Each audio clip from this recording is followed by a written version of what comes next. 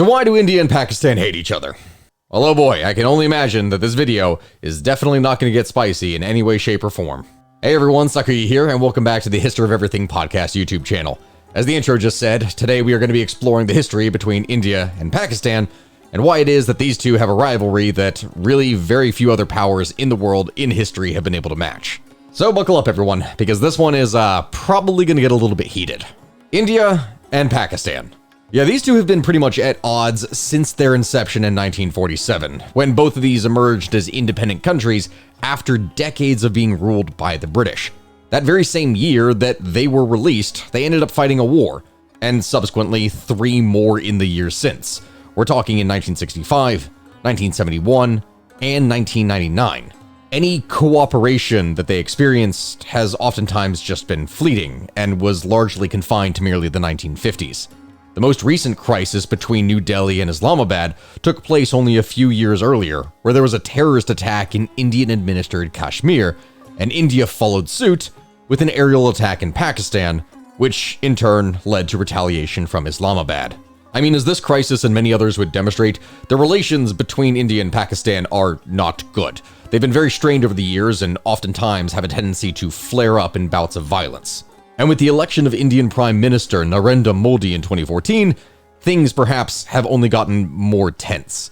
This decline in relations stems in part from the fact that Pakistan continues to have relations with anti-Indian terrorist organizations, an unstated component of its national security strategy. In response, the Modi government has adopted an unyielding stance. India's decision in 2019 to unilaterally rescind the special autonomous status of the disputed state of Jammu and Kashmir would only further undermine their bilateral ties. Really, any recent progress in the relationship, such as when India was giving humanitarian gestures in the wake of the devastating floods that had occurred in Pakistan only this past year, it's been largely cosmetic. So I guess the question at this point really is, why the hatred? Why is this a thing? Well, as I'm sure a large number of these stories in the modern world start, the story kind of begins with the British Empire. Because if we go back only 100 years, the British controlled India as well as Pakistan under one uniting entity, the British Raj. And while the way that they would administer these territories definitely did lead to more tension, the actual origin of the tensions goes back centuries earlier between the two peoples. We're talking long before Britain ever even existed. The first Islamic conquest of India would happen back in the 11th century, with the capture of Lahore in 1021. Persianized Turks from what is now central Afghanistan would seize Delhi from its Hindu rulers in 1192. And by 1323, these people had established a sultanate as far south as Madurai, towards the tip of the peninsula. And there were all kinds of other sultanates all the way from Gujarat in the west to Bengal in the east. These initial conquests were not necessarily pretty, as most things have a tendency to go in history. Oftentimes in the beginning, according to the records, they were marked by carnage, by the destruction of temples, by all kinds of horrors that were inflicted upon the populace. But gradually this would change, and with time, India would end up Indianizing the people who would invade it. Within a few centuries, you would see this new kind of hybrid Indo-Islamic civilization that would appear, along with all kinds of new languages. Eventually, with time, around 1/5 of the people in South Asia would identify themselves as Muslim. Now, relations between the two groups would vary depending upon the time, the place, and of course the person that was in charge. Some years were kinder, with greater mixing and synergy, while others would be marked by returns to religious dogmatism that would at times put communities at odds with one another. But then everything changed when the British attacked. Okay, now that's a little bit of an exaggeration, and it is true that the British would take over India and control it for well over a century. The story of that is pretty complex and would require a much longer video, or at least a series of videos, in order to even hope to begin to tackle it. And the thing is, you've probably already seen a number of these videos or writings or articles yourself. There are quite a number of different publications that pretty persuasively go on to blame the British as the reason as to why tensions between the Pakistanis and the Indians are so high. And while the British definitely do play a role in this due to their classic strategy of divide and rule among the populaces that they were in charge of, it is also true that there was a whole host of other political issues that would end up dividing the Muslim and Hindu nationalists. And in the aftermath of World War II, this would only get spicier with independence upon the horizon. You see, since their independence as new nations in 1947, India and Pakistan have followed a path of mutual animosity, to put it lightly. Pakistan was created as a kind of national homeland for the Muslim majority areas of the subcontinent, while India was proposed to become a more secular nation that included about 85% Hindus, but also more than 10% Muslims, as well as a large number of Sikhs, Christians, and members of other religions. Soon after the partition of the subcontinent into the two nations, there was around 17 million people that had to flee their homes and journey to either Pakistan or India, depending upon their religion or culture. It was one of the largest exchanges of populations in history, and very soon, violence would break out with Muslims on one side and Sikhs and Hindus on the others.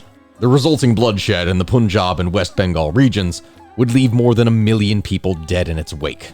Now listen, I have to tell you this right now, but the horrors of what occurred in here are indeed terrible, and I cannot talk about them necessarily in this video. I can't because of two reasons. One, this is more than likely going to end up getting demonetized if I even begin to mention some of the stuff that was done, or simultaneously, the video could just be outright taken down. So if you do want to support this channel, if you do want to help me make more content and help me build this to the point that I can post that kind of stuff with confidence, please like this video, help support, comment, do anything you can. But back to India and Pakistan. So in the midst of this refugee movement and open violence, the governments of India and Pakistan would try to hastily divide the different assets of British India between the two new countries. This being anything that could have any kind of value, weapons, money, down to paper clips or any kind of archaeological treasures, all had to be divided. And the tension between that, with both the government and the people, would only heighten things further. You see, the British had left behind, besides about half of the subcontinent that it directly governed, some 562 independent or princely states. The provision within independence was that each state was going to be able to remain independent, join Pakistan, or accede to India, which between two rivals, as you could probably imagine, was not pretty. Very quickly, violence would break out all across the country in these different states, trying to influence who was going to join what side, particularly with some of the more strategically located states such as Hyderabad and Kashmir. Now, when it comes to Indo-Pakistani relations, you have probably heard that word in the news quite a bit, Kashmir. That really is the focal point that would drive all of this. Because Kashmir was more than 70% Muslim, Pakistan would insist that a vote had to be taken in the state amongst its people. But India, on the other hand, would argue that since the Maharaja, the ruler of Kashmir, was Hindu, he had a right to take the state into India. And when he did choose to side with India, blood would follow. From October 1947 to January 1949, the First Indo-Pakistani War would begin following an invasion of Kashmir by armed tribesmen from Pakistan. Kashmir would turn to India for military assistance, and in return would agree to hand over powers of defense, communication, and foreign affairs, acceding to India. A ceasefire would be arranged on January 1st, 1949, and a ceasefire line would be established, now called the Line of Control. And while for a time there would be some peace after this, it would not last. In August of 1965, the Second Indo-Pakistani War would be sparked by a series of different clashes across the India-Pakistani border. Hostilities would break out in August when Pakistani soldiers would cross the line of control into Indian-administered Kashmir in an attempt to start an insurgency against India. The war would end in January of 1966 when officials from both India and Pakistan would sign a declaration affirming their commitment to peace. Not that peace between the two was going to be common exactly. And one of the key reasons for this lack of peace comes down to the geography and just how broken the different groups within India could be. You can probably see it here on the map that is up on the screen right now. When India and Pakistan would become their own countries back in 1947, the overall countries were split into two, but Pakistan itself was split into two parts. You had East Pakistan on one side of India and West Pakistan on the other. The Third Indo-Pakistani War would then take place when Pakistan would erupt into civil war, which pit West Pakistan against East Pakistan, who demanded independence. Millions upon millions of East Pakistanis would flee into India, and quickly the West Pakistani army would be forced to surrender. East Pakistan would subsequently earn its independence on December 6, 1971, and it would change its name to Bangladesh. In May of 1974, India would go on to successfully test its first nuclear weapon, codenamed Operation Smiling Buddha. This would take place on the army base Pokhran Test Range close to its border with Pakistan, something that would only incite further tensions. Over a decade later, in July of 1989, Armed resistance against Indian rule would begin in Kashmir, when Muslim parties would complain that the 1987 elections had been rigged against them. Now, some of the citizens demanded independence, while others wanted a union with Pakistan. Pakistan supported the movement, calling for the issue to be resolved by the United Nations, but India called for Pakistan to end cross-border terrorism.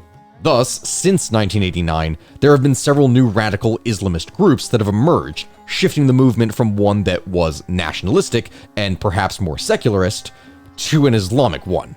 That insurgency continues to this present day. In May of 1998, both India and Pakistan would conduct nuclear tests. And while India would be the first among the two to achieve nuclear power, Pakistan would follow fairly soon after, and in May of 1998, both would conduct nuclear tests. India's underground nuclear test was conducted near its border with Pakistan, and in response, Pakistan would go on and conduct 6 tests. The international community would condemn India and Pakistan for the testing, and please urged the two nations to stop using their nuclear weapons programs. And so, in order to fight insurgency groups, India would continue to use more conventional means. In May of 1999, after nearly 30 years, India would launch airstrikes against Pakistani-backed forces that had entered Indian-administered Kashmir. As fighting increased towards a direct conflict between the two nuclear states, Pakistan's troops were put on high alert. At least 38,000 people had to flee their homes on the Pakistani side of the line of control during this time. In December of 2001, 5 armed terrorists would enter the Indian Parliament building and would open fire. This killed 9 people. India would go and blame Pakistani-backed Kashmiri militants for the attacks, which would again lead to a massive buildup of troops along the Indo-Pakistani border. 6 years later, in February of 2007, blasts inside of 2 coaches of the Samjhauta Express would kill 68 people, most of these being Pakistani nationals. That train was something that had been created back in 1994 as a kind of goodwill measure in order to help families who were separated during the 1947 India-Pakistan partition. A year later, in November of 2008, 10 Pakistani men who were associated with the terror group Lashkar-e-Taiba would storm various buildings in Mumbai, killing 164 people using automatic weapons and grenades. Only 1 of the 10 gunmen survived. This person was then executed in 2012. In February of 2019, Pakistani-backed terrorist group Jaish-e-Mohammed would carry out a suicide car bomb attack in Indian-controlled Kashmir, which resulted in the deaths of over 40 members of India's paramilitary forces. India would in turn retaliate with airstrikes across the line of control, and Pakistan shot down an Indian aircraft as well as capturing the pilot that controlled it. These actions would significantly increase tensions between the two nuclear states, but then 2 days later, the Indian pilot was released and tensions relaxed. People genuinely anticipated that we would see a 4th war at this time, which perhaps will bring us to the most recent tension-inducing incident. In August of 2019, there was a rather controversial and unexpected move. The Indian government went and revoked Article 370, something that had granted Indian-administered Kashmir a degree of autonomy. You see, Article 370 had given Kashmir the rights to its own constitution, have a separate flag, as well as the freedom to make laws regarding residency, property ownership, and fundamental rights. Indian Prime Minister Narendra Modi would argue that the article needed to be scrapped in order to put Kashmir on the same footing as the rest of India. Pakistan would stay relatively silent following this decision, but it would highlight the violence that Kashmiris had experienced since August. Since then, there have been more tensions and minor clashes, but thankfully no war. At least not yet. But that right there is the story behind the rivalry between India and Pakistan. Honestly, at the end of this, I'm going to say that this whole thing probably deserved a much longer video, but in order to do that, it would take far more time and effort than I'm currently capable of putting in right now for just one thing.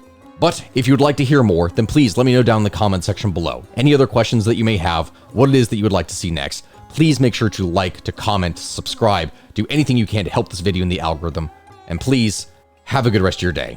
Thank you very much for watching, and I will see you all next time. Goodbye, guys.